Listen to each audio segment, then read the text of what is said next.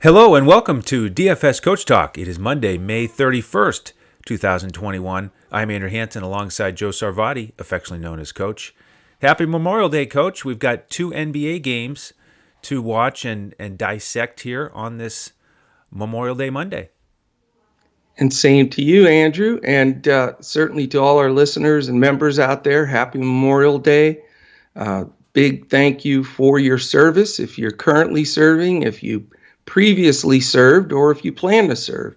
I have a tremendous respect for all of our soldiers in all the different areas. My dad was a Marine that fought in Korea, and his life after the Marines was, it affected him in a positive way, just a very structured, success-driven person, and just have the utmost respect for anybody that gives of their time and puts their life on the line. I think it's beyond words of what I could say from my side as for thanks for doing that, because a lot of people take the freedoms and everything we have here in the U.S.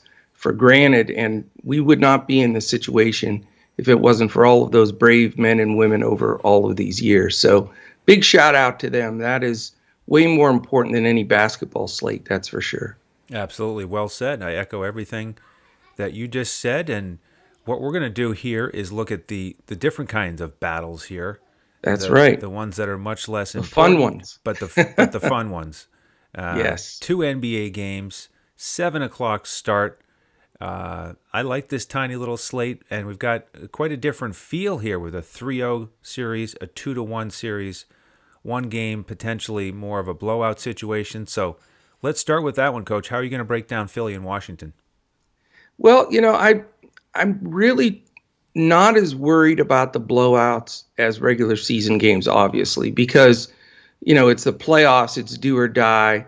And I don't want to overemphasize games that may blow out because I think guys are going to get long runs anyway. The teams that don't give up, like Tatum yesterday, had some nice late run, even though they were getting stung a little bit at the end.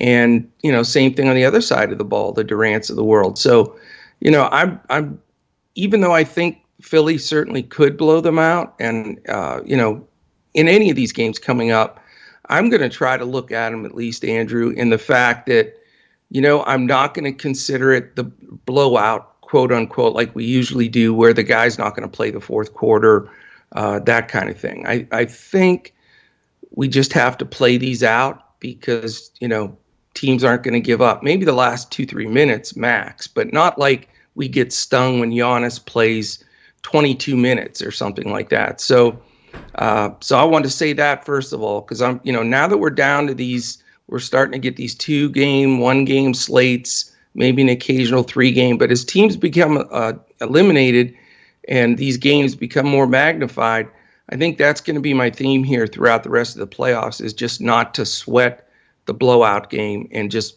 handicap it the way we normally would. So with that being said, the first game is the Philadelphia 76ers at the Washington Wizards. The Sixers are 8.5-point favorites. The over-under is 229, and that's based on our presenting sponsor, BetUS.com.pa.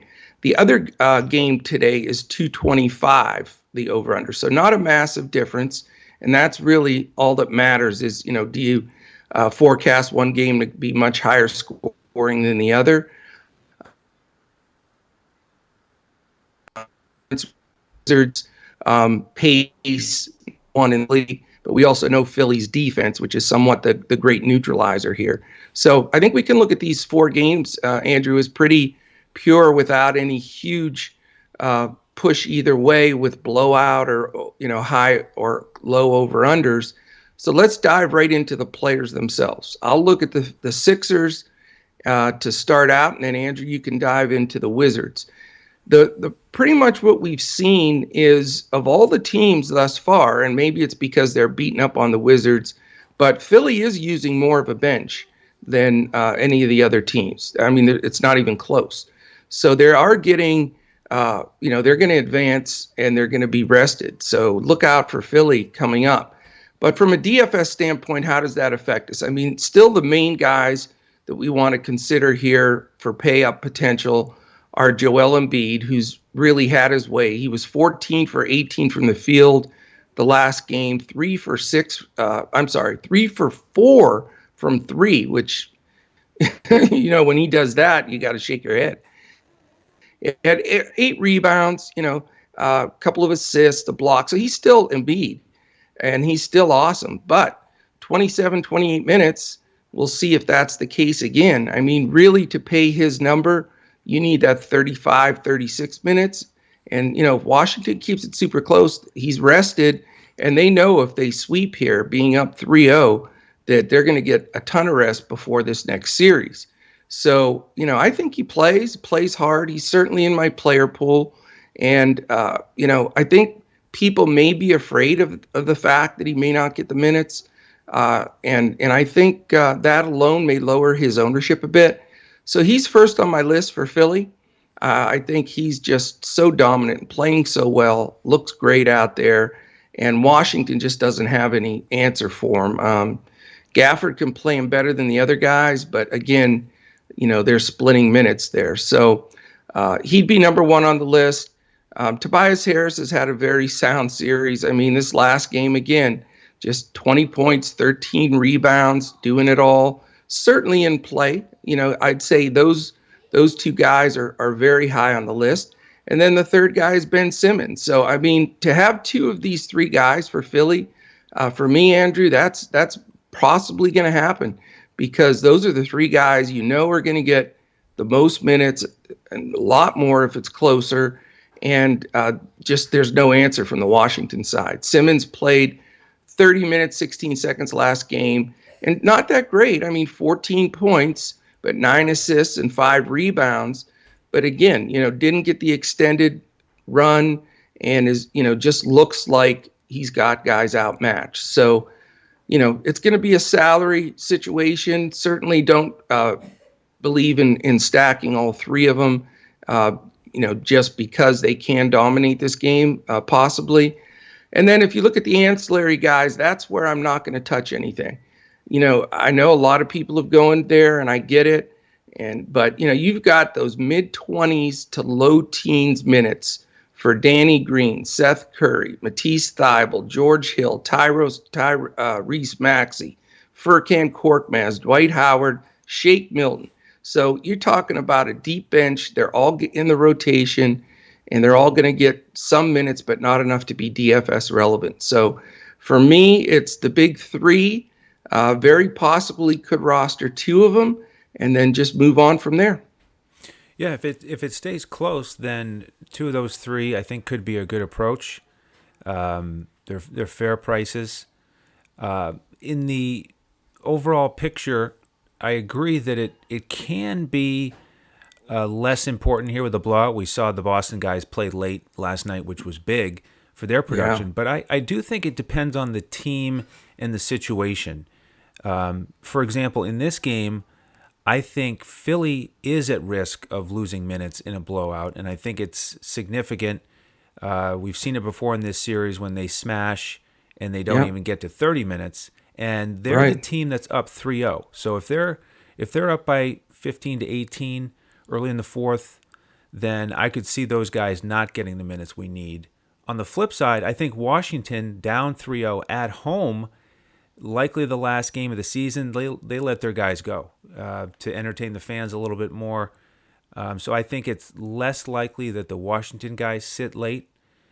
So I'm a little bit concerned about the Philly guys for the blowout here in this game because they're going to advance. They want to keep those guys healthy. We know Embiid is very injury prone, so they don't want him out there late. So it's important for me on this one to think about Philly and will it be a blowout? I think that will be the theme in the industry. I really do. Yep. That's the leverage I like, though. You know what I mean? Yeah. Yep. Because what if it does stay close? Well, that's the thing. Then I agree. Then two of those three, it could be the key build. Yeah. It's a tough call. Yep. I also do like the starting wings here for Philly as potential value plays, Curry and Green, because if you look at are they the wind beneath your wings? They could be. They just might. They can shoot it. There you go. Yes. If you look at the series here, they've two of the three games, they both have been around 6x on DraftKings, Yeah. and they've both had a dud. So it's not guaranteed with either of those guys. We know that they do rely a lot on the 3-point shooting, and then Danny Green relies on the stocks. But they're still mid 4K or lower. I mean, Seth Curry's only 3,700 on FanDuel, which I think is a nice option here. We've attacked Washington all season with shooters and guards. Yeah. So I think you could go with one of those guys, especially if it is going to be a blowout. I'd rather have 26 minutes from Danny Green than 26 minutes from Embiid at his price. But I'm not really interested in the bench guys because they're maxing out at 16 to 18 minutes. Dwight Howard is playable. I don't think he's the best value play here, but Hill, Thibault, Korkmaz, any of those guys. Maxi's been terrific too, even though he's got such limited minutes. Man, does he look good? Yeah, I mean, and just doesn't get in enough. So, more interested in the starters here for Philly.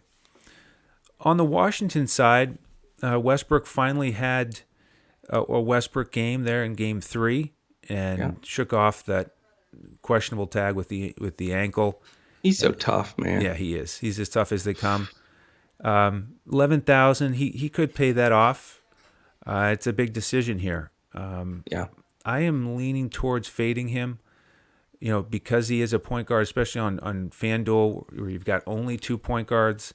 I do like Ja and Conley in Game 2.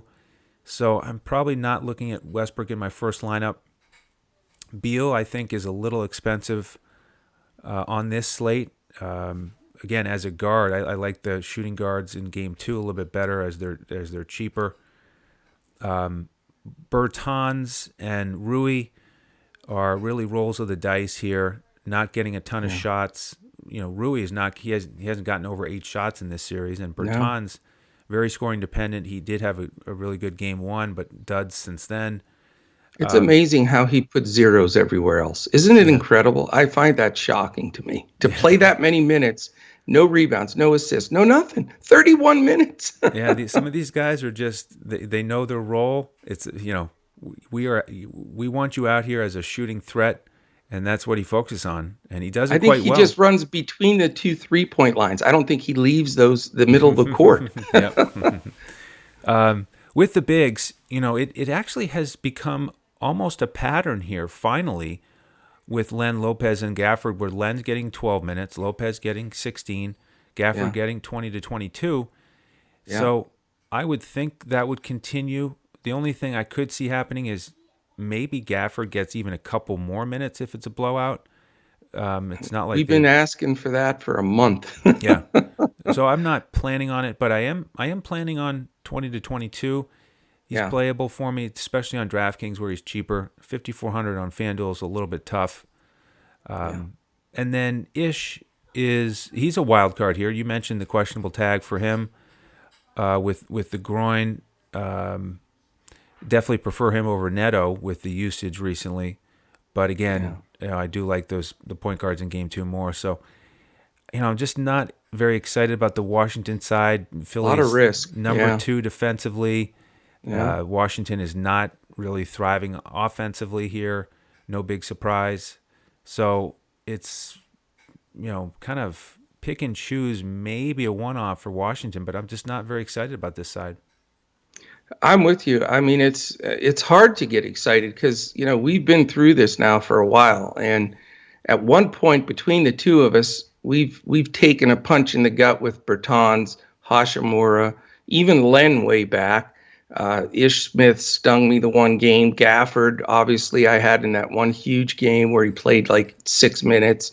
Neto, who was 1 for 12 this last game. Lopez, who can score a few buckets, but 14, 15 minutes. But we've tried all those guys, and it's a losing situation. I mean, you might as well play the roulette wheel to figure that out because there's just nothing in this series that indicates that there's an advantage for any of those guys over this Philadelphia defense. So in a nutshell, for me, it's very simple. I am either going to play Beal or Westbrook, one or the other. That's the decision I'm going to make today as I go through this. And I wanted to do this for two reasons. I agree with you. I think game 4 at home, sure as hell they're not going to go down without a fight. I think Westbrook and Beal finish up on the floor if it's, 2-point game or 20-point game. That's just what I'm anticipating. So leverage wise, I think, and, to balance out this game, if I am going to play two good guys from Philly, I'd like to play one of these two studs. Now, I know salary-wise, it's going to pinch me a little bit here, but I'm willing to accept that on a 2-game slate where I think there are a few decent value plays in game 2 of this slate. So it's going to be a cut-to-the-chase game for me. 2 of the 3 studs from Philly, 1 of the 2 studs from Washington, and all the skabooge can take a seat on the bench, in my opinion. So cut and dry and going after it, and then trying to develop enough of a bargains in the second game to make it all work.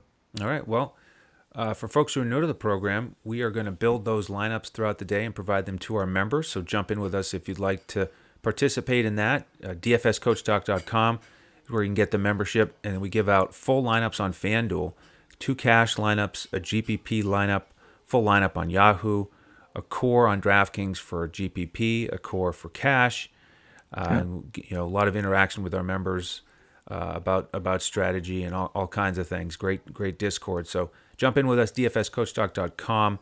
Any questions, reach out to us on Twitter at DFSCoachDoc. All right, Coach. Game 2, Utah-Memphis. And I'll let you start it off, but I did want to mention with the totals here, this one is very similar, but on average, these guys have put up 10 more points per game than Philly-Washington. Philly-Washington, their average total is 231. Average total between Utah and Memphis so far has been 241. So that's a great point, man. And that's something that most people wouldn't guess because of the whole Washington thing, Right. So I think that's a great point. And that's part of my strategy too, Andrew, because with those extra possessions and extra DFS points, even though, these numbers are close, the trend has been there's been a little bit more scoring and more opportunity for additional points in this series as opposed to the other. Maybe it's because these games have been closer probably, Yep. But, maybe that happens again today. I mean, Utah's got a 2-1 lead. It's in Memphis. Of course, it's a must-win for Memphis. They don't want to go down 3-1 and have to go back to Utah. And, they're going to come out guns a-blazing. But Utah's tough. Now that they've got Mitchell back, it's like, somebody flipped the switch and it's back to Utah Jazz basketball. By the way, too, I wanted to mention, and someone I know very well, Mark Eaton, passed away this weekend at 64. Great Utah Jazz center. For the youngsters, that didn't see him play, look him up. He's the official all-time blocks leader in the NBA because they didn't keep blocks back in Bill Russell days and stuff. But Mark Eaton was a wonderful guy. He spoke at a couple of our conferences in Pennsylvania. He was very involved with sports camps and just a fantastic, big, huge guy. I'll never forget. Dawson was about 5-6 years old, and he got to shake his hand, and he had to look up to the sky, and it was cute. Yeah. But that was terrible news. So Yes, blessings to his family, and the whole Utah Jazz organization. I'm sure that was a big shock for them because he's also very involved in their organization. So. I'm sure they'll have a patch and play in his honor. He was on all those awesome Jazz teams, by the way, the Stockton to Malone teams that would have won like 5 championships if it wasn't for a guy back here named Michael Jordan. That's right. That kept beating them. But anyway, wanted to make mention of that real quick. So. They're back. Mitchell missed a lot of shots. He took 23, but he did make 9 of them. I think, I'm not going to have the cash money going into the second game to entertain a Donovan Mitchell as much as I'd like to, or a Rudy Gobert. Gobert's tough, but his price is always so high. And I think I say this, I might as well push the repeat button because I say this every game. The dude only got 8 shots again. He never gets many shots. But he gets rebounds and blocks, and he finds a way to get to that 5x number even at the price he's at. 7 for 8 from the field, 14 rebounds. So I get it, but it's just hard at the price point he's at to pull the trigger there. So I'm looking more at the second flight guys to help build my salary here that have been playing pretty good ball. I mean, you had Bogdanovich play 37 minutes. He's played good minutes throughout, always good for some threes, and he's picked up some ancillary stats as well. Royce O'Neal started out that last game like he was going to break the slate and then hit the skids, but we'll take it. I mean, if he's making value at his low price, 32 minutes, if he can repeat 12 rebound or 12.7 rebounds, a steal, he's going to be in there. He's a possible value play. And then my favorite play in this game, and his price isn't that bad, is Mike Conley. It's gone up, but it's not bad. He was my key play and really came through for me in this last game. If you remember, or this was when I did the show alone, but my whole thing was Conley going back to Memphis, Right. where he spent all those years, in the playoffs, and all those people know him. His number's going to hang in the rafters. And I just think he's on a high to prove that. And they were kidding around like he's now the villain there and all this. And, if you know Conley, he's like the nicest guy. He's like a Boban kind of guy. So I just think he'll go in there and he's comfortable and he wants his legend to live on. I mean, this last game, he played a solid almost 36 minutes, and that's with Mitchell back and the whole team going. And he throws up 27 real points, 6 rebounds, 8 assists, just a solid all-around game. And as long as he's playing good minutes like this, I think the one area where Ja struggles a little bit is defensively, as much as he's become a superstar in this playoffs. And Brooks has to guard Mitchell, and that's the difference. When Mitchell was out, they were able to switch defenses around, and Memphis was able to win. And I think that was the difference. Not as much Mitchell's dominance of scoring and everything, but it makes the Memphis defense shift all their players to different guys. And that's the big reason I really like Conley here. I also think, Clarkson got back into the flow a little bit. He hasn't gotten the minutes off the bench. He was getting 30 minutes off the bench pretty consistently. He's been in the low 20s, which at his price tag's a little tough. But, as a possibility, he just seemed to come out of that little couple game slump. He did hit 5 threes. So he's not out of my player pool here. Not as crazy about Joe Ingles. He has not looked good in this series, in my opinion. So it's Conley for sure, and then maybe a Bogdanovich, O'Neal, or Clarkson to make the salary work. I do want a decent amount of guys from this side of the ball, because I think they smell blood in the water. They want to go up 3-1 and move on with this, and they know at 2-2 that anything can happen. So I'm pretty fired up for this side. Yeah, I like the Utah side as well.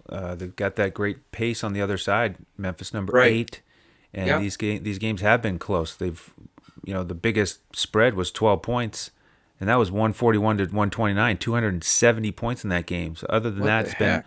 3-point spread, 10-point spread, and we've had 2 huge blowouts in Philly, Washington. So I like the Utah side. I love these guards, both of them. Conley's been probably the most consistent value here in terms of returning value of anyone in the playoffs. He's been smashing terrific. every game, taking 16 to 18 shots, and I agree with you. This is a real strong narrative for him. So Conley's high on my board. Mitchell, if I don't pay up for Westbrook or Beal, which I don't think I will, then I will be able to afford him potentially. I do like Dylan Brooks as a shooting guard on the other side. We'll get there as well. But I like how Mitchell's minutes have trended up. He's being really aggressive while he's out there. Bogdanovich and O'Neal, definitely playable for me as well. And Gobert, I agree. It's his price tag. It's very unlikely for him to get anything more than 5x. So, Yeah, it's not enough opportunity. It's on a 2-game slate. He could work his way into the lineup, and you're not looking for a 6 or 7x return from him. You're just looking No. for the reliability of 40 fantasy points. So he's playable He for is me. he is a cash guy. I Yeah, mean, he's a they'll cash talk guy. about a high floor but Right. low ceiling. You Exactly. could just plug his numbers in now. I mean, he may be more high floor, low ceiling than anyone in the NBA. He's just always He right really around is. 40 fantasy Right in points. that same pocket. Yeah. And then with the bench, yeah, I'm not as excited. Ingles hasn't been doing it now with Mitchell back. Niang, not very big minutes. Clarkson, very scoring dependent here recently, especially with the lower minutes. So, yeah, I'm more interested in these starters. I'll probably have 2 to 3 of the Utah starters. Me too. Yeah. All right, on the Memphis side, I'd like to run it back with a couple guys here. You don't like John Moran. I know you've never liked him from the first game. That's right. Yeah. He didn't quite have the ceiling game last time out. He did take 23 shots. Yeah.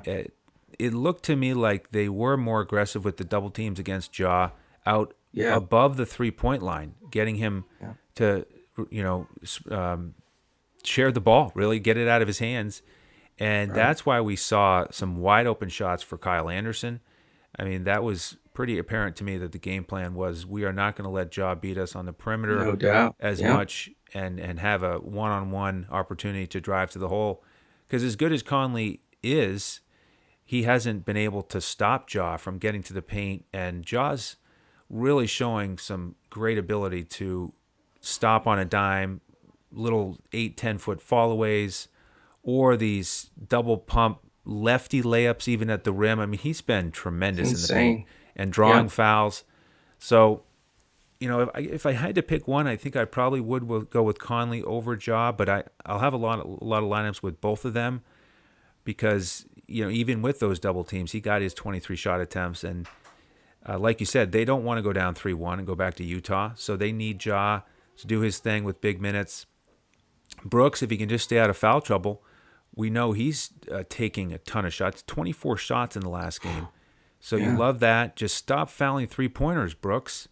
Yeah. 3-point He shooters. just he can't help I mean, himself. He come just he on. wants to get it. He wants to get it a hand in every shot. Yeah. Kyle Anderson, really nice glue guy for lineups. His price has gone up a little bit, so it makes it more of a borderline situation. Yeah. Not really as interested in these bigs. Triple J, don't really love his just inconsistency.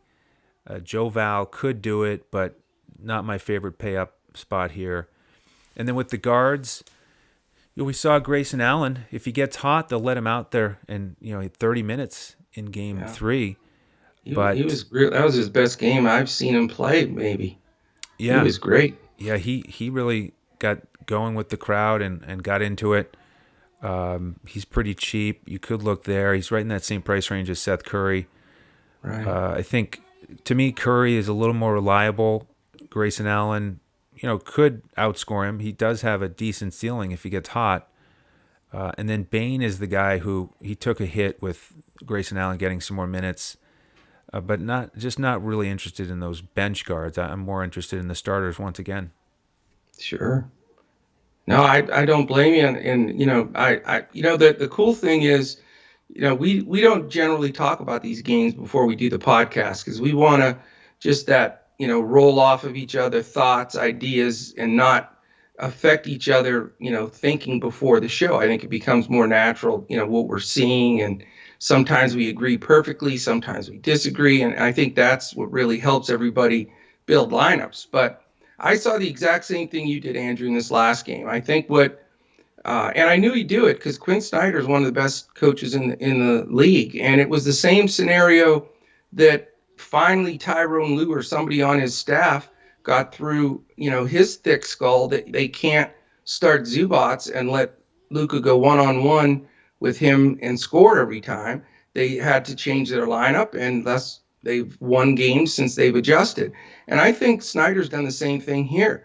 I think what he's done is saying, listen, Ja looks phenomenal. He's beating us sort of single-handedly these first couple of games or at least being in those games. He won the one of them where he went nuts. And I think they said, okay, he's not a prolific 3-point shooter yet, but there's a possibility, and I'll put this on record. He's definitely one of the top, maybe two guys, literally, in the entire league that if you ISO, he can take anybody to the basket. I don't care who it is. He's going to get by him. And with that incredible athleticism and jumping and contortions, he's going to get in there and either make it or an and one. And I don't think he's guardable one-on-one when he's going to the hoop. So what they've done was what is the right thing to do is they're running pinches and doubles and help sides on him and forcing him either to take outside shots or to give up the ball.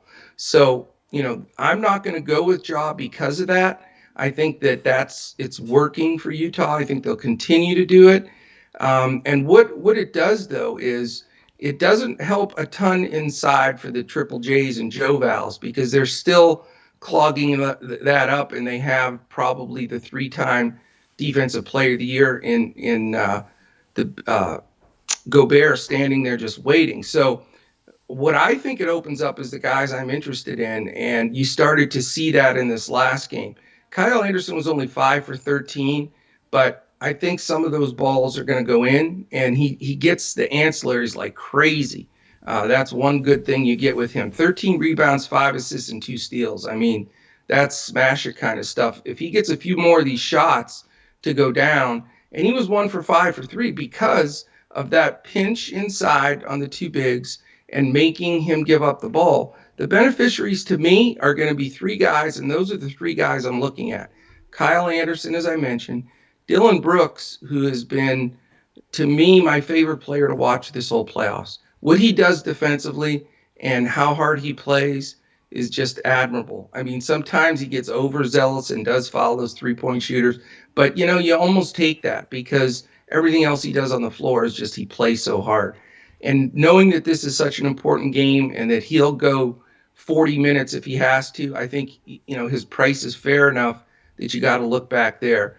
And then the guy that's the risk guy for me but makes my salary work and I think makes perfect sense here, people forget Grayson Allen was a phenomenal player at Duke, was the best shooter in the NCAA, was player of the year there, really followed directly in Redick's footsteps as just a knockdown NBA 3-point shooter. But what happens is when teams defend him tough, he can't produce his own shot. He doesn't move as well with the ball, out the ball like Redick. He just isn't able to create, and you can take him away. But I think they would rather have Grayson Allen shooting than allow Ja Morant free reign. So I think you may see another 25 to 32 minutes from Grayson Allen scooping that one position because if Snyder plays that same defense, they need their best spot-up shooter. And I think Allen is their best. He's better than the rookie Bane and, even DeAnthony Melton. Melton's more of a slicer and dicer. But Grayson Allen will spot up. If he's open and Ja gets him the ball, he'll make shots. So his price is terrific. I think, he sees the floor. There is certainly some risk there. But I don't think it's that bad of a risk because worst case scenario, he plays 20 minutes and is going to, at least get you close to 5x at his price, in my opinion. So not going to have the money to go to Ja. Real impressed with him, but this defensive shift, I think, hurts him a little bit. Joe Val, the one thing I hate the most is watching Joe Val and Triple J foul constantly, reach, push, grab over the back. I mean, those 2 guys are just foul machines, and I don't trust them. And, the guys off the bench for them, Clark and stuff, just are not getting it done. So for me, I'm going to round out sort of those big plays from the first game and look at those secondary guys that I mentioned. And hopefully that strategy stays the same as it was the last game because I think it can make a big difference. I'm really looking forward to it. Fun 2-game slate. So invite folks to join us again as new members, and certainly would appreciate if you would subscribe to the YouTube channel if you haven't already. We're going to continue to bring these 7-day-a-week podcasts all the way through the NBA Finals, Coach. Yeah, it's going to be a great run. I mean, it's amazing how competitive this next round is going to be. Crazy too. I mean, it's just nuts. So We'll be here diagramming them all out. I love it because in series like this, Andrew, we're able to talk through these things. What are the coaches doing? How are the players reacting? And all of that makes a lot, bigger difference than playing 5 different teams in 6 nights. I mean, you got to Exactly. reshuffle everything. But here we're able to really dig in and take a look at what's going on. And, that's the coaching. When people would say that coaching isn't the key, you can forget it. I mean, coaching makes all the difference in these series. It's who adjusts better and who's able to react to that. That's who's going to win these. It's not always just, maybe Philly is somewhat dominant over Washington. There's a few that are going to be lopsided a bit. But for the most part, as we move forward in this, from here forward in this next round, a lot of it has to do with coaching strategy and who's able to dial up the right game plan. No doubt about it. So Yeah. stick with us all throughout these playoffs. We're going to have a lot of fun breaking it down, and pumped about this Monday. Let's get this week started off right, Coach, and do it again Yeah. tomorrow. So How on about me, some takedowns? What let's do you do it. say? Let's do it. I'm in for it. All right. On behalf of the coach and the rest of the DFS Coach Talk team, I'm Andrew Hansen. Thank you so much for joining us. We'll see you tomorrow as we look to crush it in DFS.